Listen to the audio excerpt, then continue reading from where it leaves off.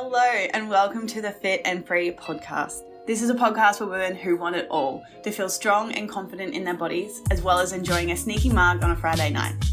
I'm an exercise physiologist and sports nutritionist, here to teach you how to achieve your body goals without food and your body controlling your life.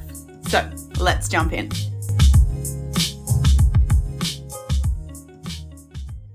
Hey guys, welcome back to another ep of the Fit and Free Potty. Merry Christmas, you guys. How freaking exciting. To be completely transparent, it is right now the 20th of December and I'm actually filming this before Christmas, but by the time this is in your ears, it would have been past Christmas.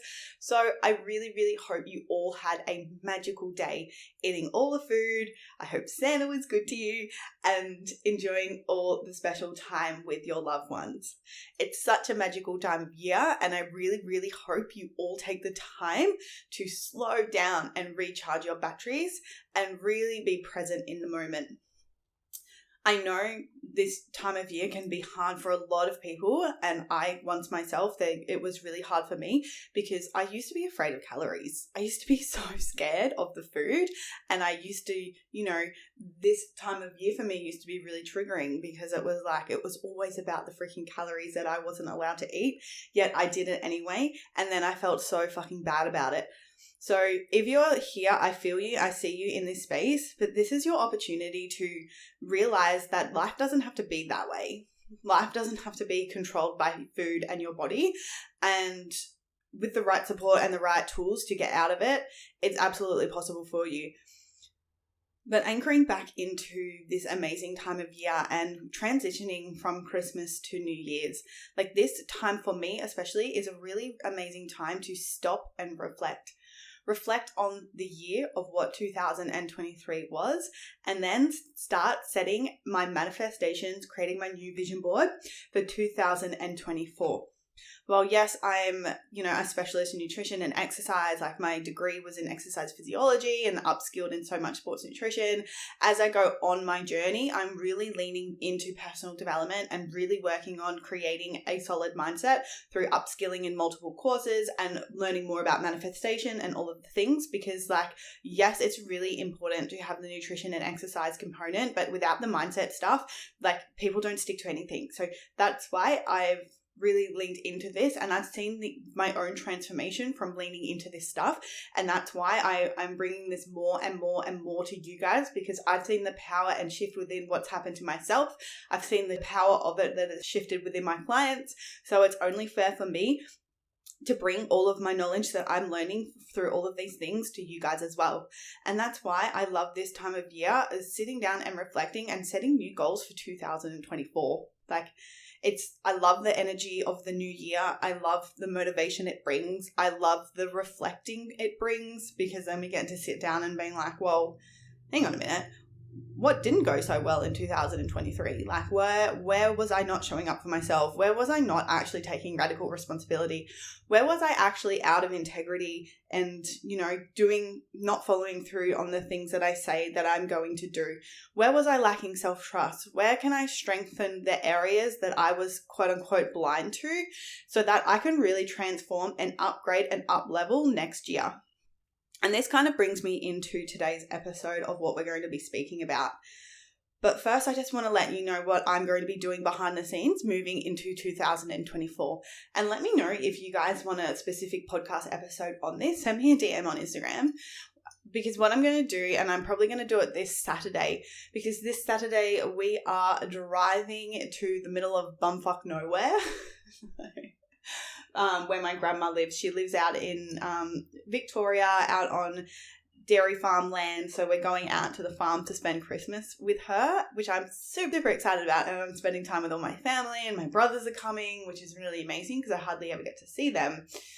But I have 9 hours. I've got 9 hours sitting in a car. So I was like, yes, this is going to be my perfect opportunity to actually sit down and do a whole goal setting process and well, to be honest with you, I don't love setting goals. Goals are I don't know, got a love-hate relationship with goals in the traditional format of goals. What I really like to set is more so intentions in terms of who do I want to be right? Who is the next level version of myself? What does she have? So quote unquote, my goals. And then what actions, beliefs, thoughts, all of the things do I have to adopt to get to that version of me? Because we know it's never about the actual goal that we set. It's about changing who we are to get to that goal. Because it's not like we can just reach a goal by not changing anything about ourselves, right? And that's how a goal is a sustainable goal or a not sustainable goal, is if the way that we achieved our goal, if it was like, we just relied on discipline and we were just really strict and we created all these rules to be like, I can't do this, I can't do that, I can't, let's take nutrition, for example. I can't eat out, I can't have carbohydrates, I have to do this and in order to reach my goal, then that's not really changing who we are being and our thought processes and our beliefs. That's just slapping on something and sticking to something really strictly to get a result. And yes, while we'll get a result because we're being really strict, what happens when we relax the rules? What happens when we're not so strict anymore? What happens when life gets in the way and all of a sudden you can't do things perfectly and then things go out the window? Right? And this is the difference between, instead of just being super strict and cutting everything out and being really good and not eating out and training, 6 times a week and being really strict and really disciplined, versus actually doing things that make us feel good and actually that align with who we want to be, right? And if we want to be someone who is free with food, but also looks good in their body, right? Does that person cut out their favorite foods? Does that person cut out their social life? Does that person not sit down with their family and eat a meal, right? So if you want to have all of these things, therefore, the method that you get your body must include all of these things, right? Because think about it. If you get to your dream body by restriction, by cutting out all the foods, not eating out, just being really strict, making your own meals away from your family, and ultimately just isolating yourself, then how do you expect to sustain it once you're there? It's not possible. So what you actually need to do is you need to learn how to achieve your goals whilst including all of these things.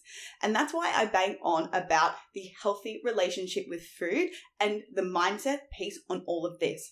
Because just following another meal plan and being really strict is only going to make it worse. Yes, you'll get a result, but then you'll sabotage your result because you fucking hated the way that you got there. This is why it's really important to do the mindset work with the nutrition work, because then we are able to learn how to eat normally, eat the foods that we love, overcome all of these food rules so we can ultimately get to where we want to be. So then how to put this into action. So what this would look like is I always ask myself, who is it that I want to become? What has she got in her life? What does she feel like? What is she doing? What has she achieved? All of the things. And then once I write out exactly who I want to be, where I want to be, what I want to be making, what I want to have in my life, what I want my life to look like, is then I ask myself, okay, I want all of these things, but evidently I don't have them yet. Who do I have to become in order to get there? What do I have to take responsibility for? What do I have to let go of? What do I have to kick myself up the bum for? And what do I have to overcome in terms of any sort of fear in order to achieve it? And I'll give you an example of this. So I just want to keep helping more people in terms of helping them heal their relationship with food, as well as at the same time looking better in their bodies, right? That is the core essence of the Fit and Free Academy. It's all about food and body freedom without having to sacrifice your physique. That is my vision, and it's changed so many people's lives already. And I'm super excited about you because I want to help as many people as possible through this program. But I know at this point in time, there's a few things that I have to work on through myself in order to get that. In terms of, I have to learn how to develop better skills in business. I need to learn how to market better. I need to learn how to make better decisions. I need to develop better leadership skills. right? And these are all the things that I'm setting my goals in and around so that I can become the next level version of myself, right? The next level version of myself is an exceptional decision maker. She is a fantastic marketer, right? So I think to myself, okay, that's who my next level version is. This is where I'm at right now. What do I have to do in order to get there? So I know I have to improve my skills. I have to build skills. So I have to improve my messaging, my copywriting skills, marketing skills. I have to improve my communication skills, how I lead my team, how I lead my clients, all of the things, right? So you can see the difference between a mindset of I have to be super strict and I have to do X, Y, and Z in order to get X versus, okay, cool. This is where I need to be. This is what they're good at. These are the things that I need to improve on. These are the skills that I need to get better at. Okay. I can give you another example of this as well in terms of nutrition, right? So nutrition in essence is a skill. Like it's something that you need to learn how to do. And instead of saying, I'm just going to cut this out, I'm going to cut out these carbohydrates, I'm going to cut out eating out, and I'm also going to start training 7 days a week, right? So you can see how restrictive and strict they are in comparison to, okay, cool, I know the version of me is free with food and they understand nutrition. They know how to eat in any sort of situation. Cool. How do I then achieve that? What do I have to do to achieve that? Cool. All right. I actually need to understand what nutrition is, what macros are, what micronutrients are, how many calories my body actually needs. Because once we have that base level of education, food nutrition no longer becomes scary. It really doesn't. It's that lack of knowledge, and ultimately, like, I can go so much deeper into this in terms of it's also the lack of, like, attaching our worth to our body that plays such a massive role in so many people's self-sabotage, but I don't want to go there today. I'm just talking about setting these goals. It's like, okay, cool. How do I build these skills to become this next level version of me? How do I learn that? How do I put myself into the environment where I'm going to learn that? Do I need to join a program? Do I need to work with a coach? Do I need to sit down and read books? Obviously, the fastest option is always going to be working with someone and getting that support. Someone's going to educate you and give you the accountability that you need. And therefore, it's like something, once you've done it forever, right? Once you've learned how to train properly, once you have a healthy relationship with food, once you know all the principles, all the things, it's no longer an issue. So that's what I'm doing moving into 2024. For me personally, I don't have a lot of goals in terms of nutrition and exercise. I do have one goal, and my one goal for 2024 is to build muscle. That is what I'm doing, and I'm going to do a podcast on around that specifically, and I'm going to break down why, because there are so many reasons why females should be prioritizing building muscle and not losing weight, because the benefits just goes on and on in terms of you can eat more, losing fat becomes so much easier because you essentially building muscle is you can increase your maintenance calories, right? You can eat more. And if you go through a period of building muscle and eating more, then changing your body composition becomes really, really easy, because you no longer have to eat next to nothing and do a bunch of cardio to see a result. You can, I don't want to touch on it too much here because I don't want to spoil the episode, but increasing myself personally, I've been really focusing on eating more and watching the scale and maintaining my weight, but pushing to how many calories I can eat. And I'm pushing it up to 2,500 right now. Think about that. I'm going to sit at 2,500 for the next 3 months, 4 months, 5 months, even maybe even 6 months at this stage, because I'm absolutely loving it. I'm loving seeing my physique change. I'm loving getting stronger in the gym. But then think about it, if I was to do a calorie deficit, I would then have to drop my calories to 2,100, and I would see a result. So this is why it's we always think about everything so short term, but when we're able to shift our mindset to long term, thinking and letting go of instant gratification. And this is why detaching our worth and our value from numbers on the scale, from what our body composition looks like to the size that we are, is so, so important. Because if we're running from the place of, I need to lose weight in order to be X, if I need to lose weight in order to be enough, if I need to lose weight, if I need to be a size 8 in order to be happy, confident, then we're going to be constantly on that hamster wheel of trying to achieve that. When we can detach ourselves from what we look like now and start focusing on things on long term, you can really see the value on taking time to build muscle, because not only are you going to get a more sculpted physique, right? Muscle is the thing that gives you the sexy curves. It gives you the glutes. It gives you toned legs. It gives you arms. It gives you abs, right? Like, you build muscle, you build that up, build that up, build that up, and you do that for 6 months, 7 months, 8 months. Then you do a little cut on a really good amount of calories. Like, not only are you going to look way better than you were if you just focused on losing weight, you're also, your health is going to be better because you're eating more food and still getting a result. Your hormones are going to be balanced. Your energy levels are going to be thriving. There is just so many benefits that come with it. Sorry, I digress. I wasn't going to be speaking that today, but I just wanted to share more so what I'm going to be focusing on, which I'm super excited about.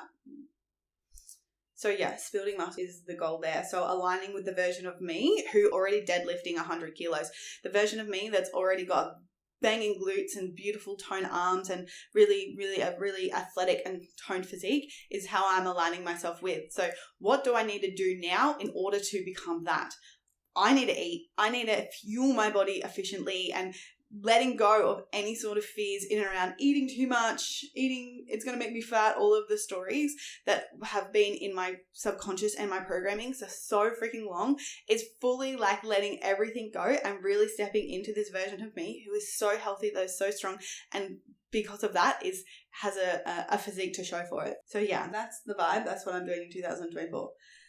And this really is a really beautiful transition into today's episode, because what we're going to be speaking about is mindset stuff today, and mindset stuff in terms of blind spots. So I don't know if you've realized, but over the last few episodes, we've done mini series here and there, and I've done a guest episode, which is a really amazing conversation, and I love that so much. But what I want to do over the next few weeks is I want to kind of systemize and streamline it in a little bit for you guys, and I want to start a mini series in and around mindset and blind spots specifically. Because when I started planning it, I still hadn't gotten to the end yet, because there's literally so much to unpack on this topic alone. And it's so important for you to wrap your head around this if you want to reach your goals sustainably. And not only does this stuff relate to health and fitness, but this also relates to everything in your entire life. And that's why I want to make sure that I'm not leaving any stone unturned with this one. So definitely 2 episodes at this stage, but possibly looking at more. So what the hell are blind spots? What are we talking about today? And as I go on and explain what they are, you'll probably pick up how I've already mentioned a few of them leading into this point of the pod already. So a blind spot. What the hell is a blind spot? Okay. Well, if you think about it, it's actually a metaphor. Because as you know, a blind spot actually refers to when you're in a car and someone's in your blind spot, meaning that when you're driving your car, you turn over your shoulder, you can't see them because it's blind. You don't know that they're there. So it's actually something that is a threat, but it's invisible to you.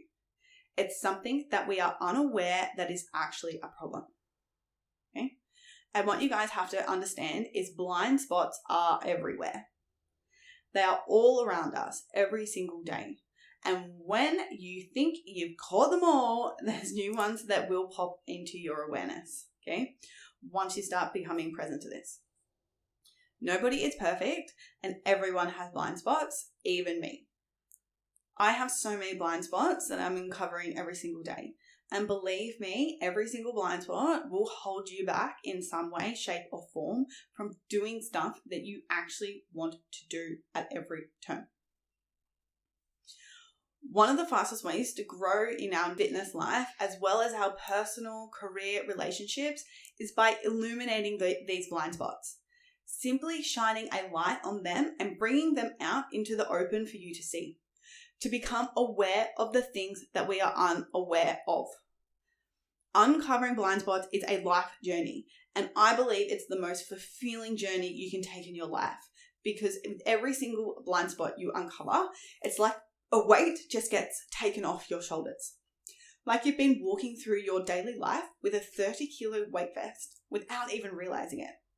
And the second it comes off, you just feel so much lighter. And you look back and you're like, why was I doing that? Why was I carrying all that weight around for no freaking reason? Okay, so I think you get the picture of what a blind spot actually is. And I know there might be a lot of you who are listening and thinking, Laura, I don't subscribe to this woo-woo stuff. Can you please just help me with my nutrition and exercise? And to you, I say, I am.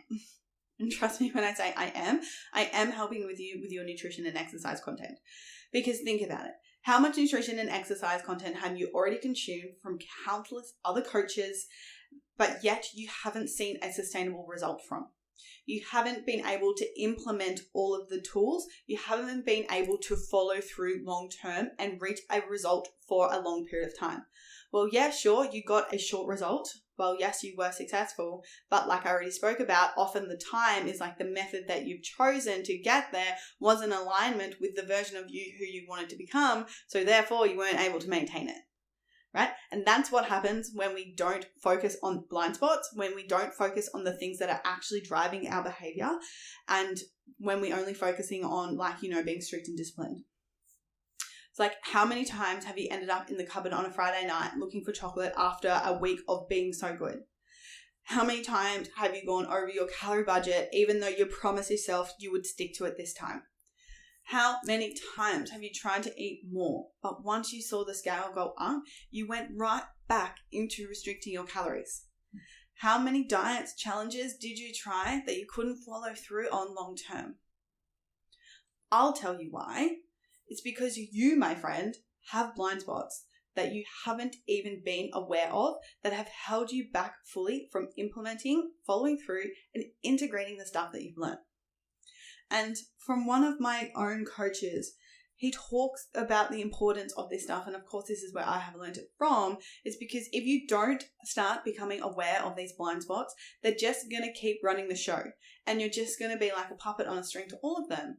And you might find yourself saying things like, how did my life end up here / like this? How did this happen to me? Blind spots. That's how. So if you're here listening, it means that to some degree, you must trust that what I'm saying is going to make a difference for you. So please do yourself a favor and try this on, even if it's just for this episode. Okay. So now we are aware of our blind spots. It's something that we are blind to that is driving our behavior more or less in a negative way. So how do you actually become aware of them? Well, the good news is about blind spots is whilst you obviously can't see them, they do leave clues. And it's the art of becoming aware of these clues that's going to help you uncover these blind spots for yourself.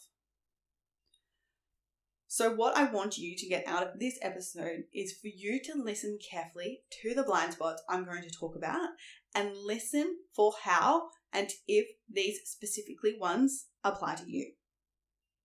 Now, for a word of warning, because your ego, the part of you that craves safety, security, and predictability, is going to try to lie to you here, to protect you, to avoid responsibility, avoid confrontation, avoid uncomfortable emotions, and it will do whatever it needs to preserve that status quo within you. And what I really need you to do, and I know this is difficult, it is so difficult, is to be honest with yourself and ask yourself, is this something that I've been lying to myself about? Because I do have to mention here that uncovering blind spots about ourselves is difficult because ultimately it's a pattern that we've been running out that is negatively impacting our life.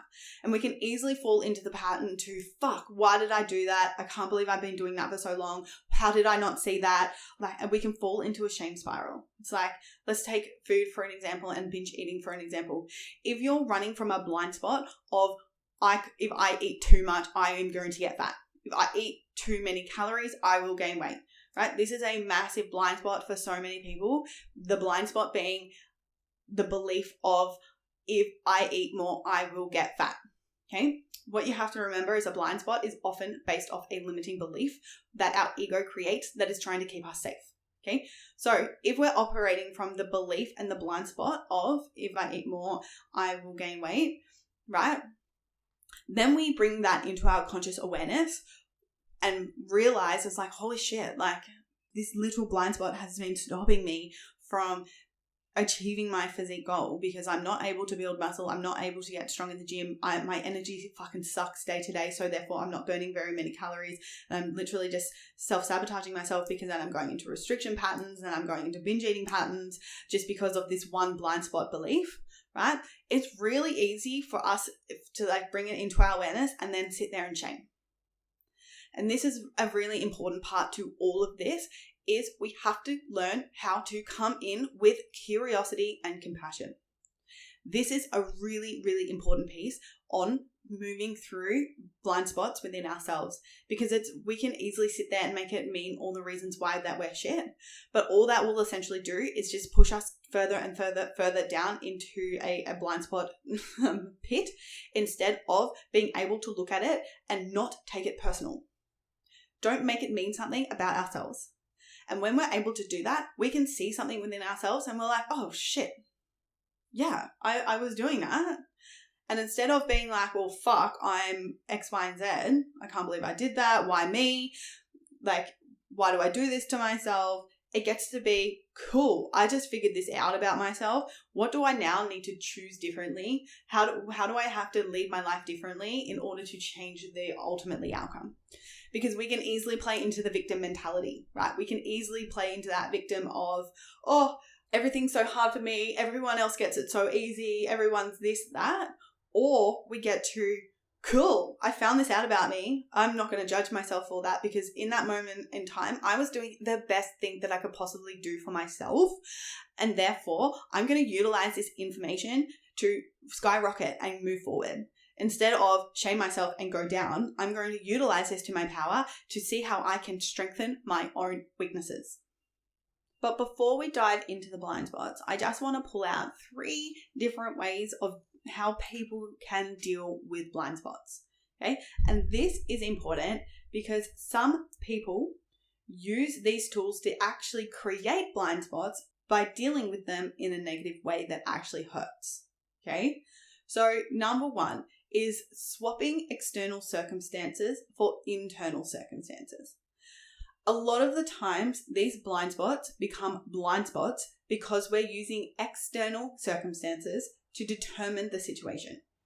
And when you do that, you become powerless.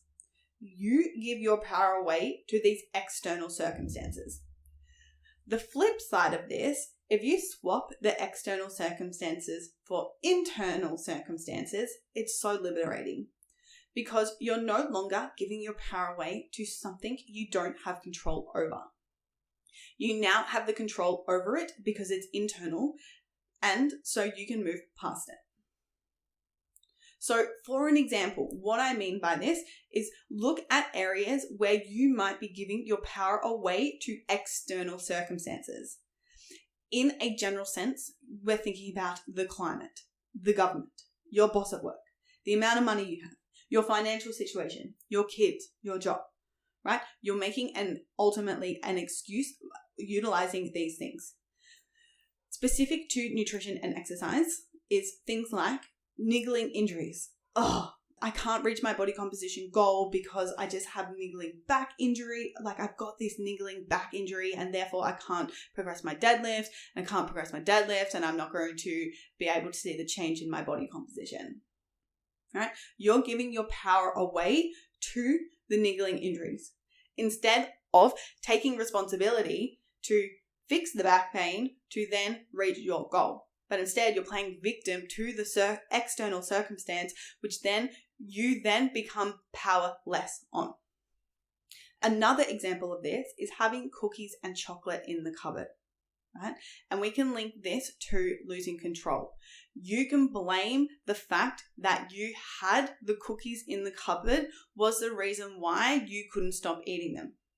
Again, we're blaming our external circumstances and we're giving our power away to that instead of being able to have it internally. Instead of playing the victim card in terms of, oh, it was because I had it in the cupboard, we then get to take responsibility for that instead and internally and to choose differently. Another example is giving our power away to my metabolism. My metabolism is downregulated. My metabolism is different. Therefore, I can't lose weight. And we fall into this spiral and these beliefs of I can't do it. It's because of X. It's because of my metabolism. It's because I just put on weight really easily. It's because of this, right? Giving our power away to external circumstances. And as soon as we give our power away to these external circumstances, we then lack the ability of choice. We then don't have a powerful decision to make. Because, and again, I will break this blind spot here, is like, it's not your metabolism. Everyone, it's at the end of the day, no one is special in terms of their metabolism. Yes, your metabolism might be downregulated because you've been under-eating and over-exercising. Well, cool. You've figured out that blind spot. Now you have to take responsibility to change it and choose differently. And this is the hard bit, right? It's easier to blame our external circumstances. It is easy to blame our metabolism. It's easy to blame the fact that you had cookies in your cupboard. It's easy to blame that you had the back pain, because every time we put on that blame, we then don't have to take responsibility to change. We stay safe, we stay secure, because at the end of the day, change is hard. Change can be scary. So at the end of the day, it's like putting our external circumstances on these things. It's like stopping us from changing. Cool. So that is the first thing, is giving our power away to external circumstances to stop us ultimately from taking action to change. Okay. The second one is replacing a past context with future context. Okay? In other words, allowing your past to predict and determine your future. This is super common because, honestly, this is a typical human pattern that you can see play out over and over again all around you. And again, this is just a way for your ego to keep everything safe and predictable. Because if you've already done something similar and your brain can draw a pattern between what's in front of you and a past event, then it can predict that outcome of what's in front of you is going to be the same as what you've experienced in the past. Well, then you're safe, right? You know what's going to happen because it's happened before. So therefore, there's that element of security and safety. So what starts to happen with this one is that your brain can start to create a relationship with an unwanted future, which is driven by your past experience. A great example of this one is if you've tried to lose fat in the past and it hasn't worked out the way that you wanted, or you were successful in losing fat, but you just put the weight back on. I see this time and time again, and I literally had a conversation with one of my amazing clients about this yesterday, because she is running in this pattern right now, in the fact that she has lost weight and she looks phenomenal, right? But because of her past experiences of that she had lost weight and then she regained it, she has lost the trust within herself to now maintain it. And what she's doing, she's getting triggered because of she's living in the past and utilizing that past experience. Well, it's already happened to me once. Now I'm terrified of it happening again. And this is a massive blind spot to her, because then what that leads to is the anxious feelings, is the need to control everything. It amplifies the perfectionism tendencies. And when they go wrong, when things don't go perfectly, when she feels like she's going out for food, and this is somewhere where it really gets triggered, when she's fully not in control of what she's eating because she hasn't cooked it, then her pattern has been to then self-sabotage. It's well, fuck it. It's not perfect. It's out of my control. What's the point? Sabotage, which then ultimately will feed back into, well, yeah, then she won't be able to maintain it because of this blind spot of living in the past. Right? You can see how all of this stuff links with all the layers, right? Like, this is deeper stuff. And like, let's utilize another example is when you've tried to lose weight in the past and you weren't successful, right? So then when you go and try again, the brain, the body is like, well, you already know what happened last time. Why do you think this time is going to be any different? Then your ego is going to come in and do everything in its power to stop you feeling that way again, which can again then be the lead and causing of so many self-sabotaging. So are we creating the future from a blank canvas, or are we filling the future with our past? And I'm sure that one of those two is how so many people end up staying stuck within their life. And then lastly, the last way that people can deal with blind spots is replacing the problem frame with an outcome opportunity frame.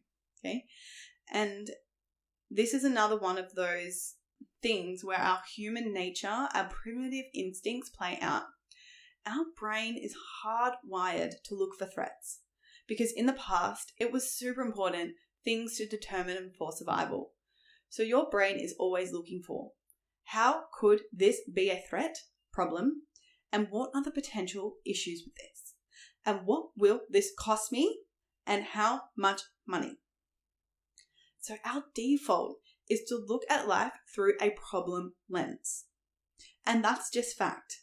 And if you think about it, you can probably see how true this really is.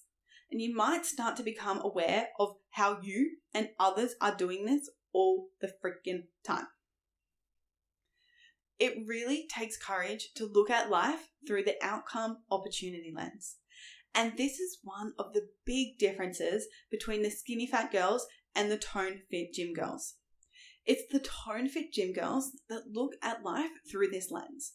They always look for the outcome, the gain, the lesson, the growth opportunity, where the skinny fat girls look at life through the problem lens, giving their power away consistently to their problems. So now let's get into moving more deeper into the blind spots. Now we understand what blind spots are, why we should care about them, and we've got a few common ways that people generally deal with the blind spots. Now let's get into a few common blind spots that I actually see and help women become aware of when it comes to their fitness journey. The first one that I want to speak to today is perfectionism. And I love having this conversation because I can speak to this so clearly because this was a massive blind spot for myself. I don't identify as a perfectionist anymore because that's not who I am. But I know how it feels for you to not feel good enough when things aren't going a certain way. Okay? So striving to do your best is great. And that's one thing. But perfectionism is a whole other thing. I've definitely spoken about this one before, but I'm going to go into a little bit more depth this time. Because I put this one on the top because if you're listening to my podcast, there's a very good chance that you have at least some perfectionism tendencies. Why? Because it's probably the reason why you're trying to eat in a strict calorie deficit all the freaking time. Exercising over 5 times a week and stuck in binge restrict cycles and can't get the body you want despite you trying so hard. There's also an issue where perfectionism is also often regarded as a positive trait.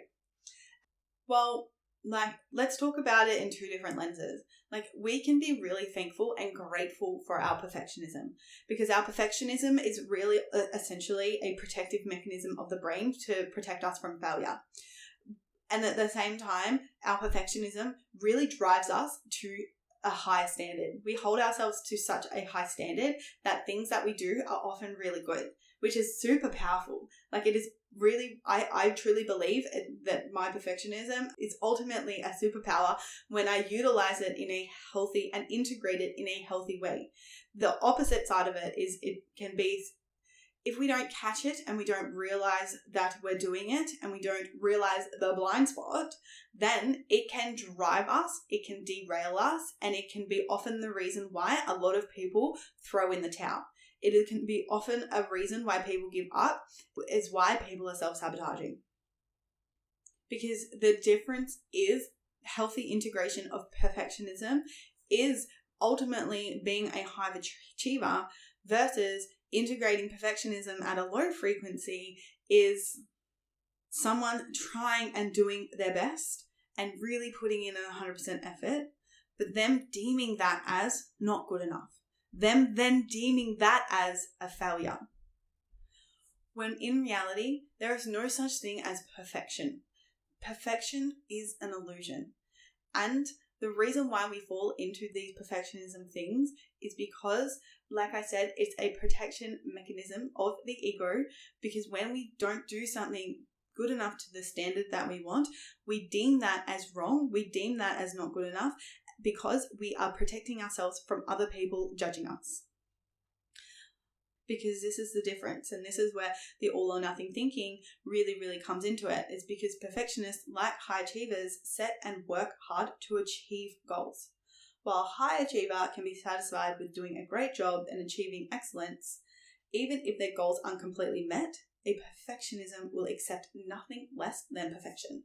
Almost perfect is then deemed as a failure. And this is where the highly critical piece comes into it, is because someone with a perfectionist personality is more critical on themselves in comparison to someone who is just a high achiever. Like, I love talking about this because it shows myself to how far I come, but I myself was the most critical on myself than anyone, right? Things had to be a certain way. Like, my perfectionism played out in so many different areas. Like, for an example is like, if I knew I wasn't going to be good at something, I wouldn't even try.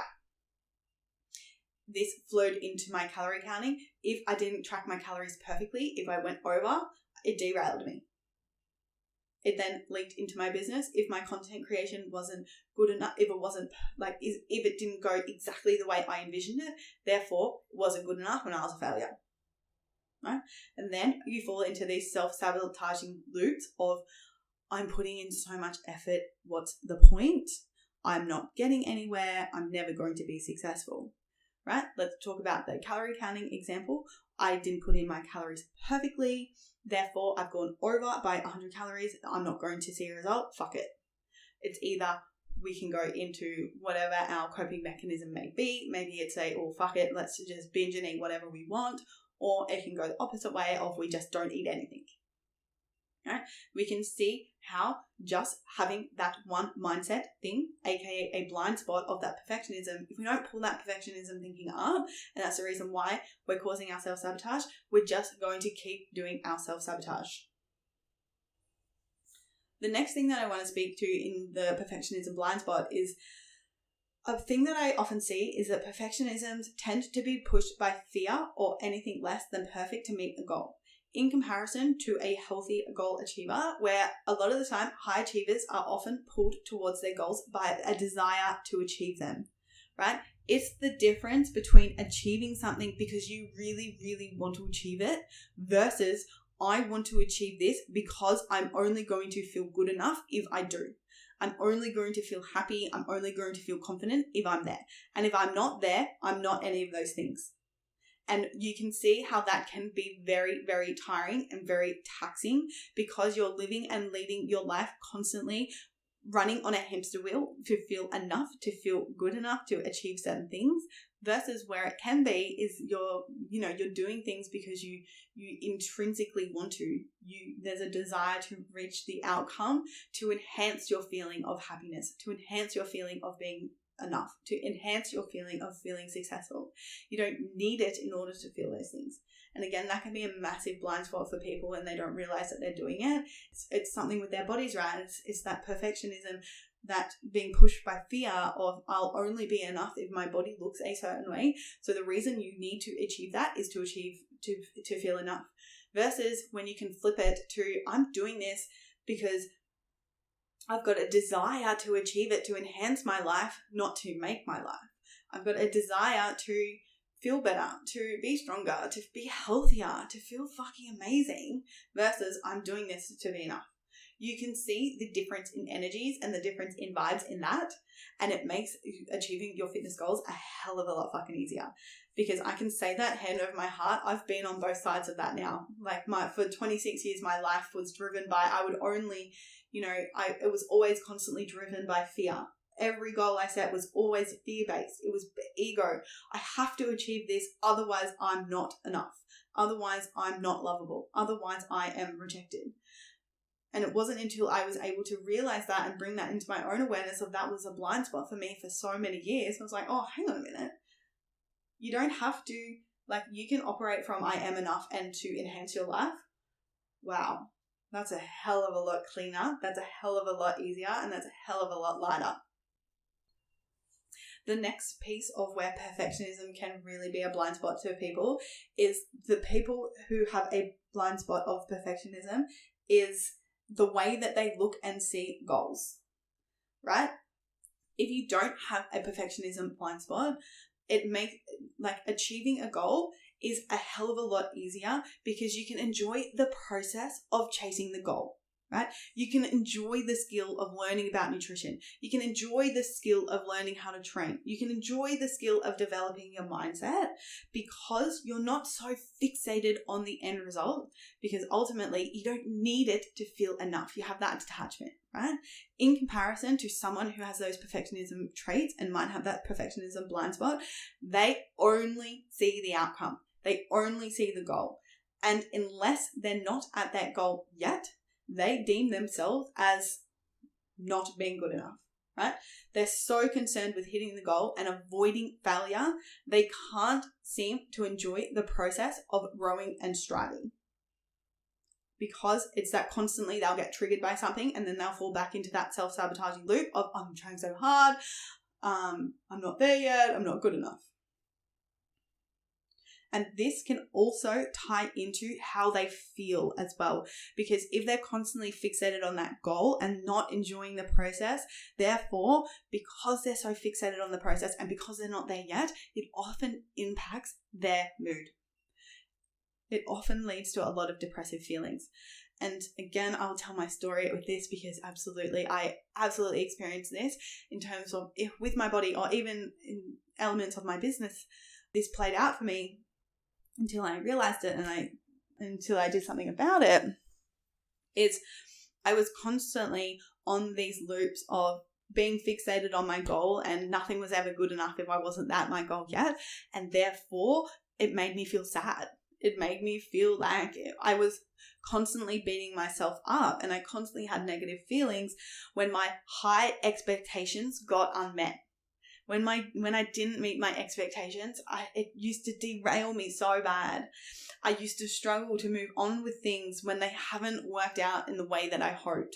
It was hard to keep going when I constantly didn't meet my own expectations, so I constantly fell into self-sabotaging loops. And again, how this can also play out in terms of that perfectionism thing is that because perfectionists place so much stock in results and become disappointed by anything less than perfect, failure becomes a scary prospect. So you'll find if you have a perfectionism blind spot, this might be playing out. And like I said before, if we're, deeming as like, because we have this such high expectation and we get disappointed by anything less than perfect, failure then becomes that scary prospect. And since anything less than perfection is seen as a failure, like I already said before, it makes it difficult to get started on anything new. So I want to point out a few ways that a perfectionism blind spot can play out.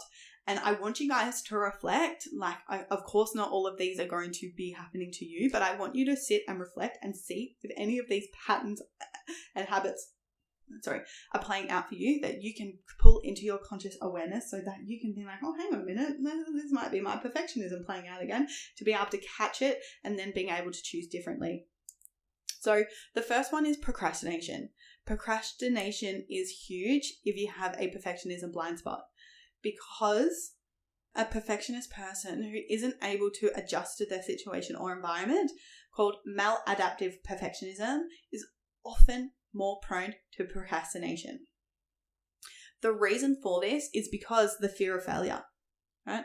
Perfectionists will sometimes worry so much about doing something imperfectly that they may become immobilized and fail to do anything at all.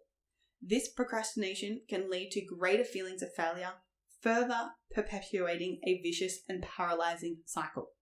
Okay, so procrastination. Another way that it can really play out is defensiveness. Because a less than perfect performance is so painful and scary to a perfectionist, they will often respond defensively to constructive criticism.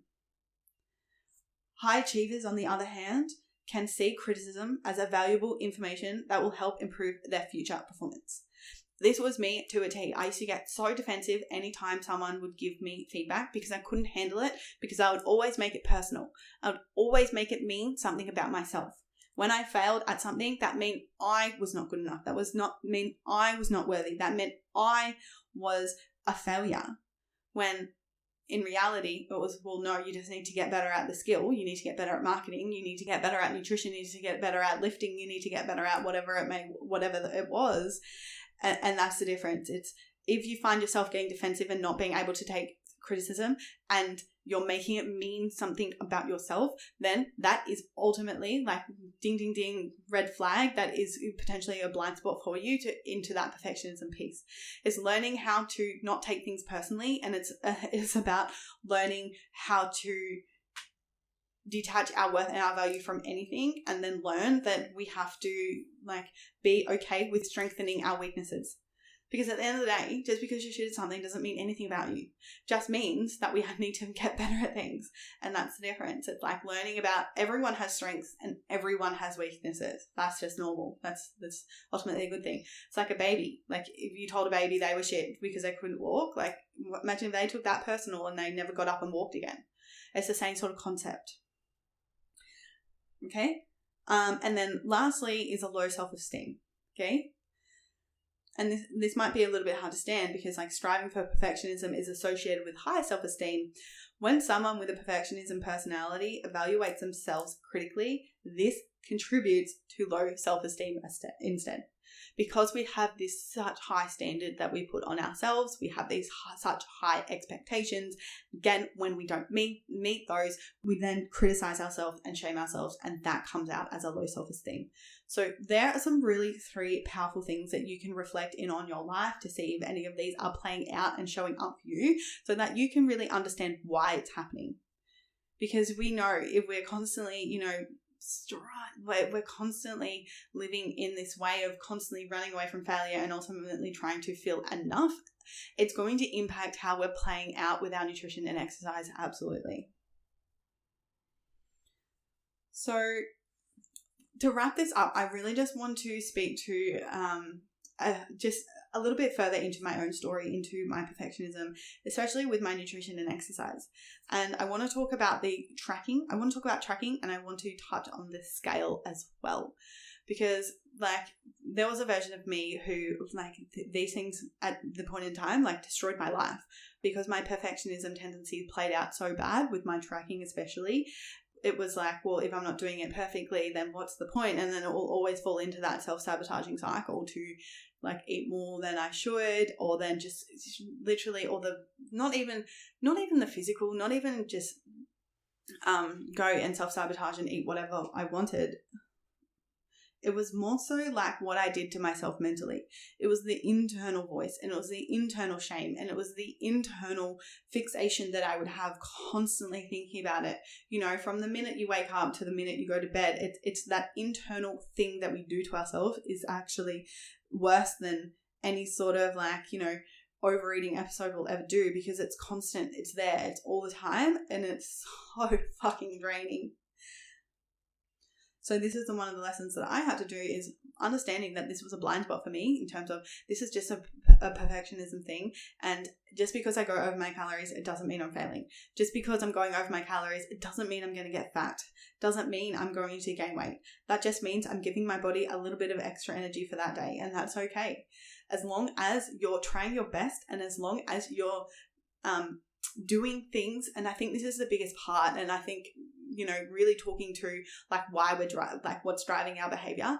As long as we're doing it from a place of self-respect and self-love, genuinely, if the reason why I went over my calories is because I was hungry, is that is fully okay.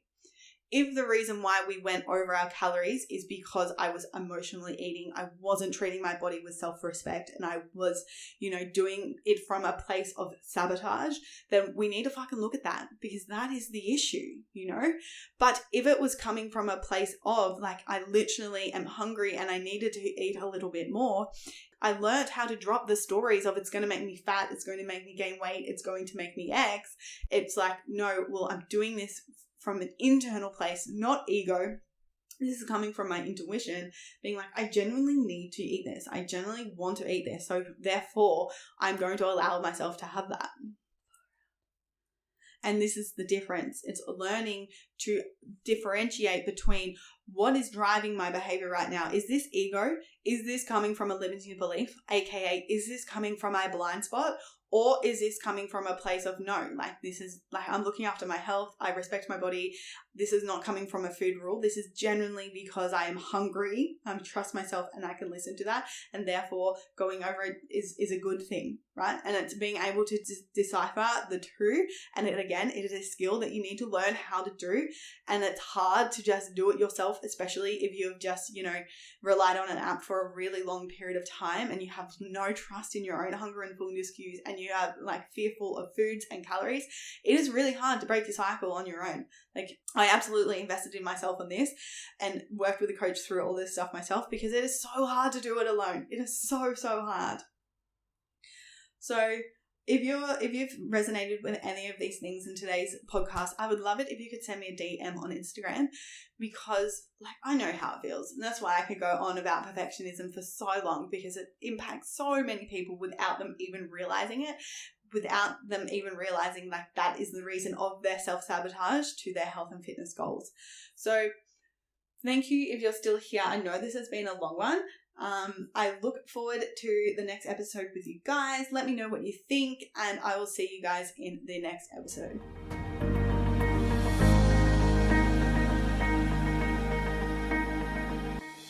The number one challenge that all my clients face before we start working together is a lack of clarity on how much and what to eat to lose weight. Often they are making two huge mistakes: constantly trying to skip meals or eat under 1,600 calories. Secondly, only allowing themselves bad foods like chocolate on the weekend, but end up binging, all to tell themselves they're going to start again on Monday. If you feel like you have tried every diet under the sun and still can't figure out what to eat to achieve your weight loss goals, take my free 2-minute quiz. You can find the link in the show notes down below, and it will help you figure out exactly what you're doing wrong with your nutrition and exercise, and exactly what to do to fix it, so that you can finally be confident in your body and achieve your weight loss goals.